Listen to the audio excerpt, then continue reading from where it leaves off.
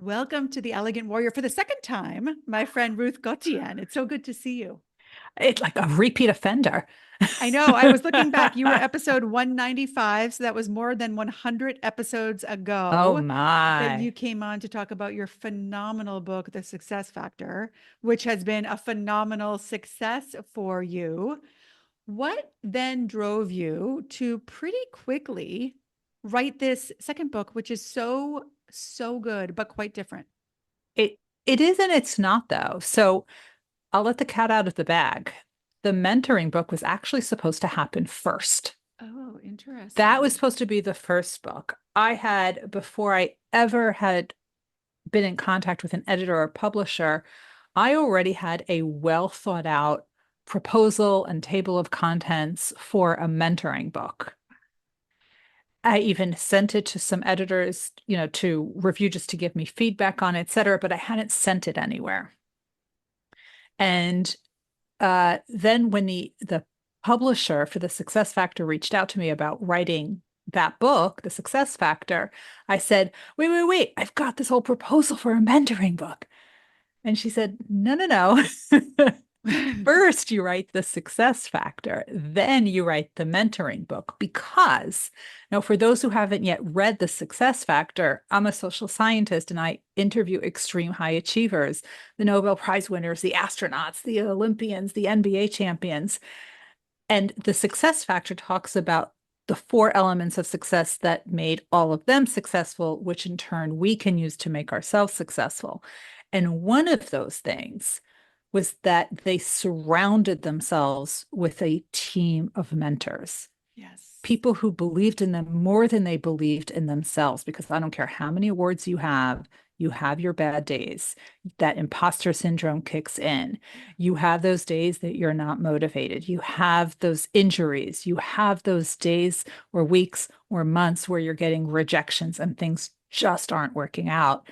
And that's where the mentors can really help. So it's pulling on one of those threads.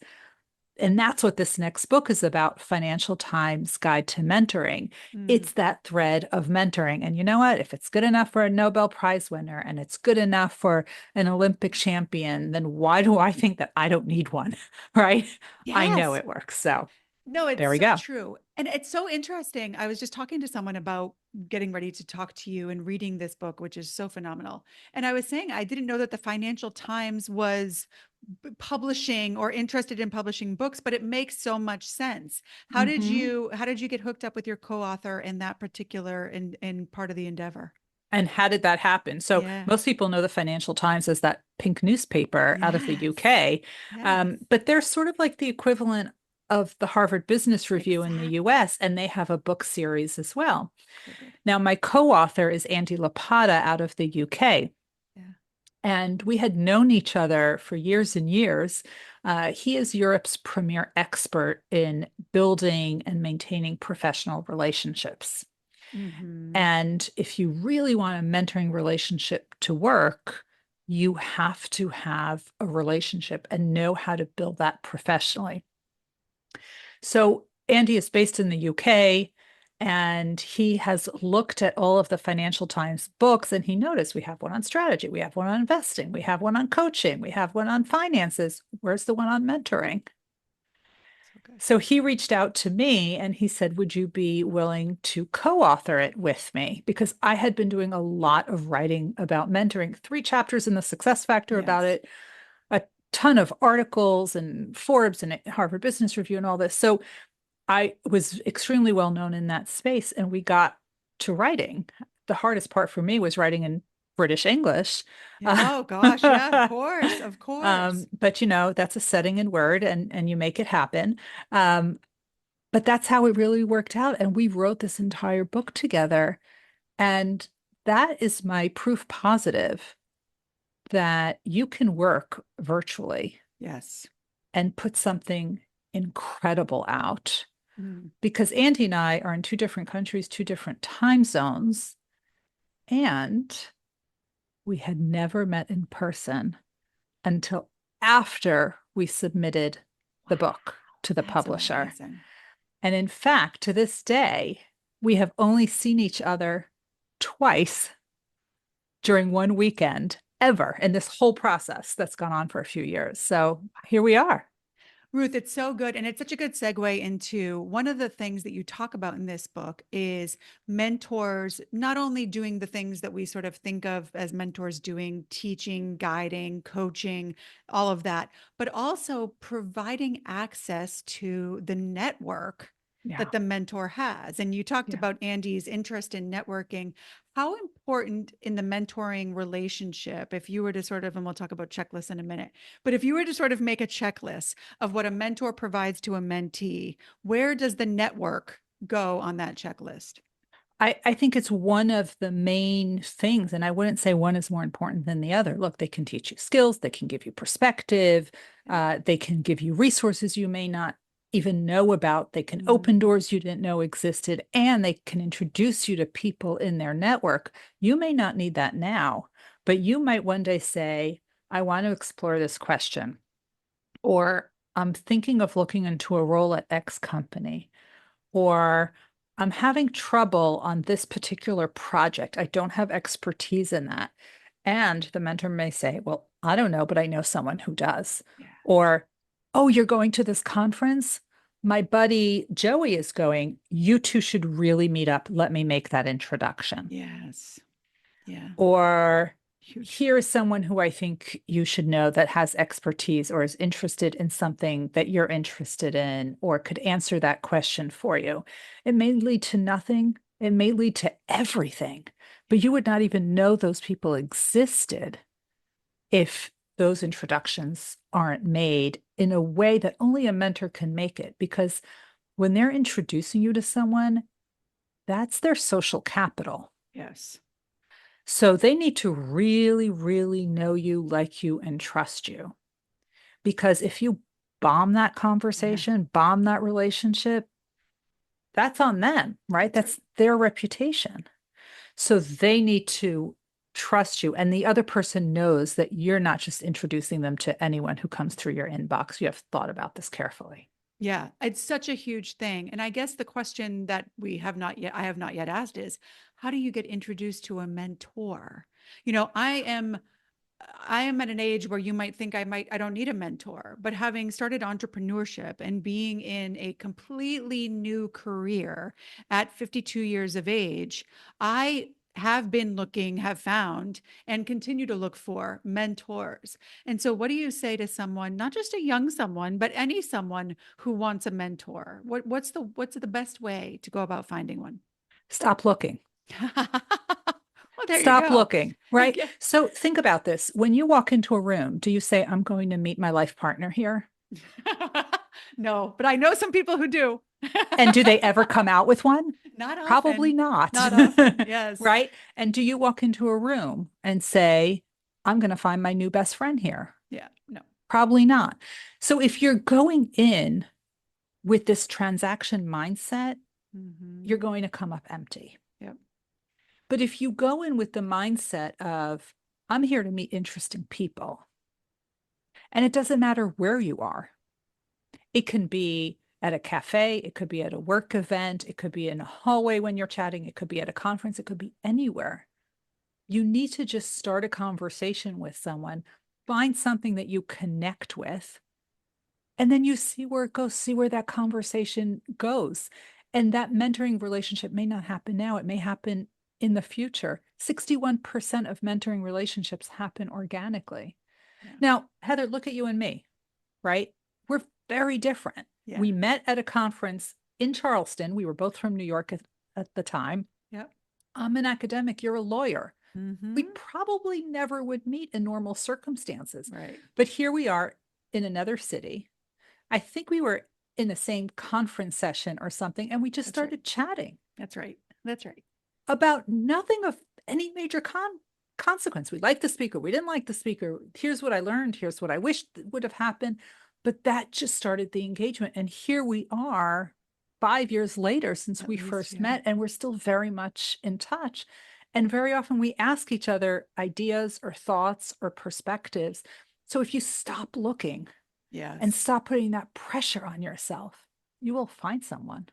That's a great point. And it sort of leads to the next question, which is, do you ask the person to be your mentor? Like you and I think I would say we mentor each other, right? There are Hmm. times where I get information and advice and guidance from you and vice versa. And so it's a back and forth. Do you Hmm. think, I know that in the book you talk about how informal mentorships, mentor-mentee Right. relationships tend to work better. But do Hmm. you suggest that people say, will you mentor me, or just ask people for advice and sort of let it be more organic? Yeah, please don't use that word. Yeah, Please yeah. don't ask anyone to be your mentor, because if you're asking them to be your mentor, you're asking them to take on another obligation. And Yeah, who has time for that? Who has that's right. remnants of time to start mentoring people? Nobody Mhm. has time for that. But if I said, Heather, I'm thinking of starting a podcast. I got the microphone, I got the lights, I have some ideas of people of who I'd like to interview. And that's really as far as I've gotten. I've watched some YouTube videos, I listened to some podcasts. I know you have experience in this. Can I grab 20 minutes of your time? I want to show you what I've thought about already, what I've laid out. Maybe you could just let me know what I'm missing. Now, I never asked you to mentor me. It's very contextual. You know exactly what I want to talk about. You know exactly how much time I need from you. And I've also shown you that I've done the legwork up front. Yep. I'm not walking into our conversation, help me with my career. Yeah, yeah, yeah. Because Help where me do you set up a start with that? podcast. Tell me what to Help me set. buy. Yeah, yeah, Exactly. yeah. Exactly. You want to meet the mentor at the 50-yard line. Now, later, after many conversations, there might be some mentorship involved. And a mentor is not a mentor until the mentee calls them one, because you Mm. have to earn that. Yeah, it's so interesting. One of my mentees came up to me in the courtroom and said, "Will you mentor me?" And I did not know her at all. And I said yes. And she has been a mentee for many, many years. But the rest, that is one of many. And the rest, Yes. it sort of organically grew. I think if you're the mentee, that the example you just gave is such a good one, Ruth, because you say, I'm doing a podcast, I have this much done, talking about all the things you've already done, and then Hmm. specific questions with a specific discrete amount of Yep. time that it's going to take. But let's carry that into the networking piece. Do you then, as the mentee, say, will you introduce me to some people? Or does the mentor take it upon themselves to say, I would like to introduce you to some people? Ah, so you don't make that ask, because now you're putting pressure on the person. And what if they don't want to introduce you to anyone? Right. Because they don't really know you yet, Yep. right? Yep. But what if instead you ask the question of, whom do you think I should speak to in order to fill some of the gaps? Yes. Yeah, that's great. Right. And they'll say, speak to, Carl, Julie, and Alex. And you'll say, I know Carl, but I don't know Julie and Alex. And then at that point, they might say, well, either speak to Carl first, let me know how it goes, or, oh, no problem, I can introduce you to Julie and Alex. Yes. But you show that you're putting in the work. Yeah. Now, I've given a keynote before and I talk about this and I say, never use the M word. Don't ask someone to be your mentor. It's too much pressure. It's too much work. They need to know you. I went on and on and on. This was on Zoom. I log off of Zoom. I get a I Oh, get a no. message in my LinkedIn Messenger or my email. I feel like I know where this is going. It was such a great talk. Thank you so much. I learned so much.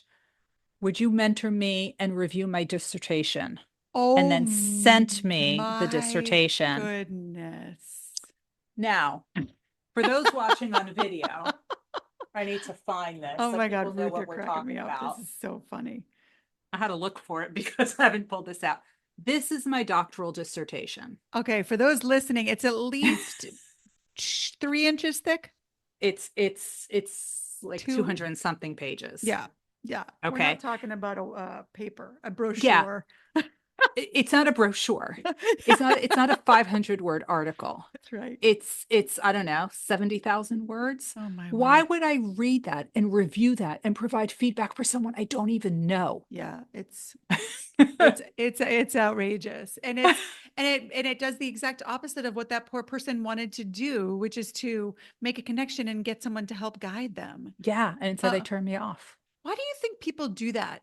Like, do you think that that's a generational thing? Do you think it's an insecurity? Do you I think think like they why? got bad advice. And I'll be honest, when I was early in my career, I went up to senior people who would give me their time. We had lunch together. It was great. And then I said to them, will you mentor me?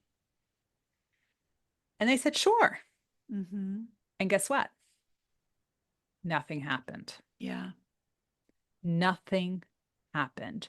I didn't know how to take advantage of that opportunity. Right. They didn't even know where to start with me. Right. And it's the mentee who needs to make that first move of setting up meetings and saying what the topic should be and where I'm having trouble, et cetera, et cetera. And that didn't happen. Yeah. So it fizzled. It Yeah, and just fizzled. we've talked a lot about the mentee getting the mentor to help, and it almost makes it sound as though it's an obligation or a huge, terrible thing. But I will say I've mentored a lot of people, especially when I was lawyering, and I learned so much from Yeah. my mentees. I just went this weekend to see Suffs in on Broadway with one of my mentees from the law firm. Yeah, it was so good. And it Oh, was very funny nice. because we reminded each other of the different characters in the show. But I do think, do the people that you've talked to about this topic, and I know not only have you written what is now the seminal book on mentoring, but also you give a lot of keynotes and you do a lot of coaching on these topics. Do the people that you work with in any of those settings, do they say the same thing, that the mentor gets as much, if not more, perhaps, as the mentee does? Absolutely. Yeah. Absolutely. And in fact, there's research to back this up. Yeah. So those who are mentored, the mentees, if they have a mentor, they're 5 times more likely to get promoted. The mentors are 6 times more likely to get That's promoted. phenomenal. So it definitely helps the mentor as well. Yeah, very good. I in the book you talk about this term, the sophisticated barbarian, and I heard you on a podcast. I listened to a few of your podcasts on this topic, talking By the about way, you this. do the best online stalking of any podcast host. Well, I like to, I mean, the lawyer in me likes to be prepared, Oh, right? you're It's like prepared. you gotta know your stuff. But this idea of the sophisticated barbarian, I think first describe it really click something for me that I want to talk about. But first tell the audience what that even is. A sophisticated barbarian it's actually an academic term. You're asking someone to really give you that brutal, honest critique with the hopes of making it better. So it's a very focused, it's not, I didn't like it, Yeah, right, right? right. It's very, it's deep and it has the intention of making it better. Yeah. It reminds me when I was reading about that and then hearing you, I think you were on a podcast with Dave, the Coaching for Leadership Mm-hmm. podcast, Mm-hmm. and you were talking about it. And immediately it resonated with me because it's cross-examining the thing. Yeah. And that's something that when people do that for me, well, especially if I'm prepared for it, if it Yeah. comes unexpected, it can really hurt and you can Yeah. get defensive about it. But when you say to someone, cross-examine this idea, cross-examine this paper, poke holes That's in it. this premise, it's so valuable. And Yes. it's a fabulous conversation to have around mentors because it is something that as a mentor I would do for my mentees, and sometimes it was better received than others, even when people asked me for advice. Yeah. How do you suggest both mentors and mentees approach that part of the relationship? Yeah. And yeah, that's how scientists learn. They Yeah. learn by poking holes. And now I'm learning that that's how lawyers really learn as well, by Yeah. poking holes into the ideas, which is very different from some of the other subjects where in adult learning, it's more what are the other perspectives? What are the critiques around it? And then you come up with your own conclusion. So it's a little bit different. Mm-hmm. Um, so how can we go about using this for good? And this Yeah. is something that also Marshall Goldsmith calls feed forward, which is really the same type of thing. When we are asking for feedback, it's about changing the past. Well, we can't change Mm, the that's past, right. but we can work on making the future better. So here are some ways to make it better, to make it bigger, for you to jump higher, right? every Olympian, and I was at the Paris Olympics, and I would see after they did their whatever their event was, they would run to their coach. Yeah. And it was to get feedback. And we need to start thinking of feedback as if we're elite athletes. It's not about changing. I can't change the jump I did. I can't change the shot I just took. I can't re-swim it. But the next time, here are some micro changes that you can make that can mean the difference between you getting on the podium and staying off. Yeah. Now I'm excited to implement those changes. Yes. I'm not defensive about it. Yep. That's the Y- difference. It's so good. And you know, you mentioned a coach, a mentor, a coach, a sponsor, I'm trying to think, a role model.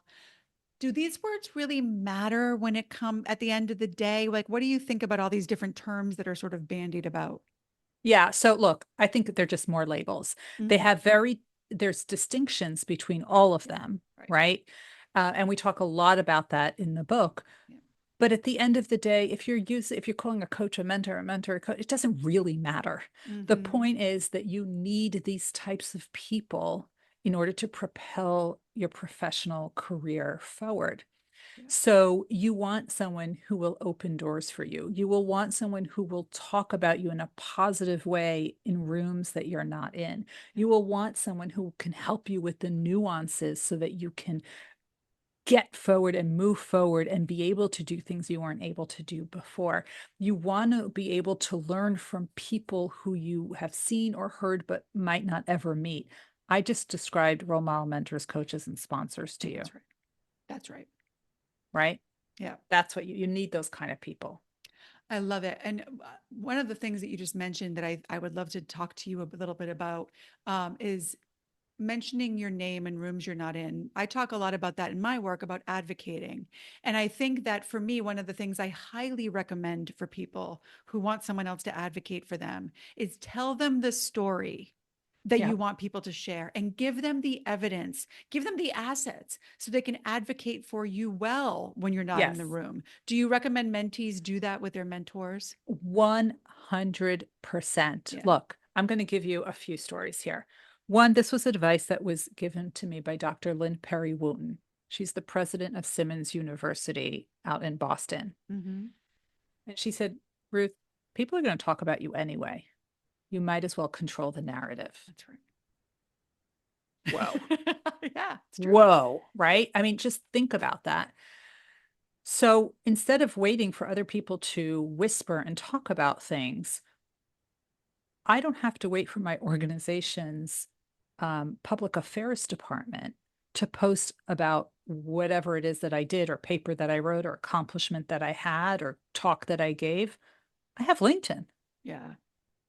I can be my own marketing department Yes. because the organization has to do the marketing for the institution That's right. and the 1,000, 3,000, 5,000, 10,000 people who are in there. So you're lucky if you get one shout out in years. Yeah. That's right. But if you do it for yourself and you do it in a way where you are helping others, Yeah. then people are going to want to hear what you have to say. Yeah. And Yeah. you've controlled the narrative with your truth. That's it. That's it. Learning to advocate for yourself makes you better at getting other people to advocate for you because you 100%. have created that story, that evidence, that whole sort of making the case for yourself. And then you can sort of hand that to your mentor and say, this is what you can say about me. This is the paper you can point to, the article you can point to, the TED, you know, whatever the case may be. I love it. I And you could know talk how to you. many times that I have, I said, I want to apply for this. Or I have now asked people to nominate me for Mm-hmm. certain You've got things. to. And well, I learned that that's what men do. I didn't know that. Yeah. Yeah. I realized that much later in life. And I said, really? That's how it works? Yes. And they also tell you who you should ask for letters of support to support the application. I said, that's a Mm-hmm. thing. Once I Yes. learned that, I started playing that game too. Good for you. And it's all a game. Yeah. But, the thing is, you can draft the letter of recommendation, Yes. and people actually appreciate that I was just going to say that. because it is so much work So to much write a work. good letter of recommendation. They're multiple pages long. And Heather, you can ask me to write a letter. I'd say, sure. but I'd have to spend hours and hours and hours. I Mhm. know what I know, but I don't know if you speak 3 languages and can That's code in 7 right. languages and Yes. are a black belt in karate Yeah. because that hasn't come up in conversation. So Right. if you draft it, then I can put on all the sparkles later That's and add right. my own twist. That's right. It's, and that really is a great way to sort of wind this up because that makes it a beautiful collaboration, That's right. which is what every one of these mentor-mentee relationships should be, is a beautiful Absolutely. collaboration. So good. Absolutely. Ruth, I eat your books up. I seriously, like, I can't wait for the next one. I know there's a next one. If not already in your computer somewhere, I know that it's up here somewhere. And I There is. truly, I can't wait. I can't wait to have you back on. I can't wait to eat that book up. Are you able to share what it's about? Not yet, because I haven't signed on the dotted line yet, but it's That coming. it's coming. It's coming. Ruth, before I let you go, and I could talk to you all day, but before I let you go, we end with the same 3 questions. And you may have already answered 2 of these 3 questions, but we'll see if your answers are the same. The first Hmm. question is about believing. We talk a lot about believing here, and I'm wondering if there's any beliefs you're working on now, something that you want to believe about yourself or your future or your career or what's possible for you, or maybe about the world that you're working on, you may not be in full belief of yet. Well, I'll tell you something that happened a while ago that changed my belief. When I was 43 when I decided to go back to school, and I told someone who I thought was my mentor about it. And he said to me, "You don't need a doctorate for what you want to do." And I had then and there realized he has no idea what I want to do. That's hard. And that is when I said that if I don't believe in myself, no one else is going to believe in me either. That's And I right. can't tell you how many times people told me, don't throw your hat in the ring for this. It's too early for you. It's not the right time. And I did it anyway, and I got it. That's so good. So use that information, but you decide what you want to do with it. So good. That's, I always say no one's going to advocate for you as well as you can because no one believes or should believe as much as you should. That's I right. love, I love that you believed enough to tell those people, thank you, but I'm going to do it anyway. And Yep. then getting the beautiful results that you have has to feel pretty darn good. So it's good stuff. It's fun. Other than your own, what book would you recommend for the listeners? Um, Amy Edmondson, Right Kind of Wrong, So which good. is the perfect complement to the success factor. And we It's we often have to give talks together, and it's wild because I talk about success and she talks about failure. it's beautiful. It's a fabulous book. I had Amy on, but not for that book, like talking about psychological safety and all of that. So Hmm. it's such a good book. Great recommendation. And I don't think anyone's made that one. So I will make sure um, that we add it. And then the last question is my favorite question. Your answer to this question gets added to the Elegant Warrior Spotify playlist. What is your theme song? I don't remember what it was last time. So we'll both be surprised if it's the same. No, it's not the same Okay. because this is a brand new one. Oh, And it's actually my walk-up song yeah. when For I give a keynotes. keynote. Yeah. Um, a uh, Emily Falvey, who's a singer-songwriter out of Nashville, Tennessee, read my book, The Success Factor. Long story short, she wrote a theme song based on the book, Oh my word. and it's called Impossible. Instead Ruth, of impossible, it's impossible. that So is, if you look up Impossible Ruth Gotian on Spotify or wherever, oh it'll my come up. gosh, amazing. It'll I be know, how linked in fun is the, that? it'll be linked there. I mean, that is something, but that is what happens when you write a book. That is something. So good. Shows It you was impossible. so good to see you. So good to talk to you. So good to read this book. And well, I will talk to you before, but Yes. we, including the listeners, will all talk to you when the next book comes out. Can't wait.